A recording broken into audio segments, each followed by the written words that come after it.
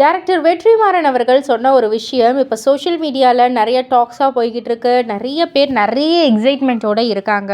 அவர் சொன்ன விஷயம் என்னென்னா, ஸ்டார்டிங்கில் வடசென்னை படம் வந்து சிலம்பரசனுக்காக வந்து எழுதப்பட்டது தானா. பட் ஆனால் தனுஷ் தான் வந்து அதில் வந்து நடித்தாங்க. ஒரு சில காரணத்தால் மேபி எஸ்டிஆருக்கு டேட் இல்லாமல் கூட போயிருக்கலாம். ஸோ தனுஷ் நடிக்கிறதால அதில் ஒரு சில சேஞ்சஸ்லாம் வந்து அவருக்கு ஏற்ற மாதிரி வந்து பண்ணியிருந்தாங்களாம்.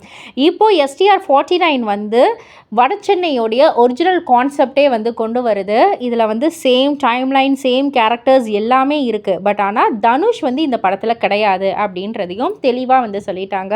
ஸோ வெற்றிமாறன் சாரோடைய டைரக்ஷனில் இந்த ஒரு படம் எல்லாருமே, அதுவும் எஸ்டிஆருடைய நடிப்பில் எல்லாருமே அதிக பேர் எதிர்பார்த்து கொண்டு இருக்கும் ஒரு படம். பொறுத்திருந்து பார்ப்போம். இதை பற்றி நீங்கள் என்ன நினைக்கிறீங்க? உங்களுடைய கருத்து என்ன அப்படின்றத கீழே உள்ள கமெண்ட் பாக்ஸில் குறிப்பிட்டு சொல்லுங்கள். அண்ட் மறக்காமல் சினி வேர்ல்ட் சேனலை சப்ஸ்கிரைப் பண்ணி பக்கத்தில் உள்ள பெல் ஐக்கானை கிளிக் பண்ணிவிடுங்க.